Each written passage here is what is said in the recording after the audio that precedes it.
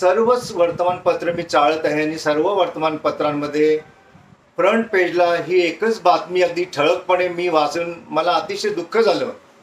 दुःख का झालं तर लोकसभा निवडणूक होऊन गेलेली आहे. त्याला आता 2 महिने झालेत. मागच्या महिन्यामध्ये षण्मुखानंद हॉल येथे महायुतीच्या तीनही पक्षांचा एक मोठा प्रचंड असा मेळावा झाला होता.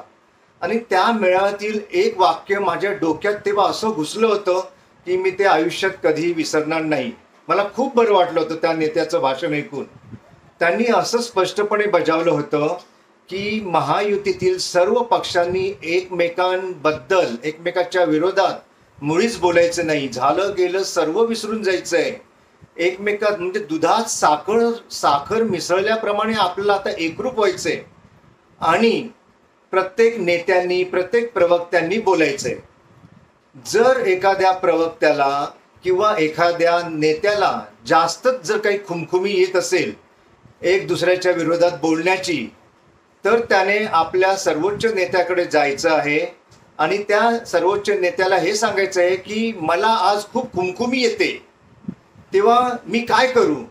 आणि जर त्या नेत्याने त्याला परमिशन दिलं तरच जायचं आणि आपली खुमखुमी घालून टाकायची आणि जे काय आहे ते बोलायचे.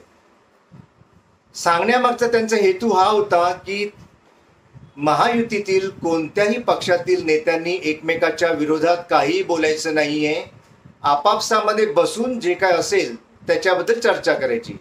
परंतु आता ही सगळी वर्तमानपत्र मी वाचत आहे तर एक दिसतंय की त्या नेत्यांनी एवढं सुंदर जी काही सूचना केली होती त्या सूचनेवरती सर्वांनी पाणी ओतले आणि आता अनेक नेत्यांना खुमखुमी येते आणि म्हणूनच काल त्यांनी हा खुमखुमी घालवण्याचा प्रयत्न केलेला दिसतोय.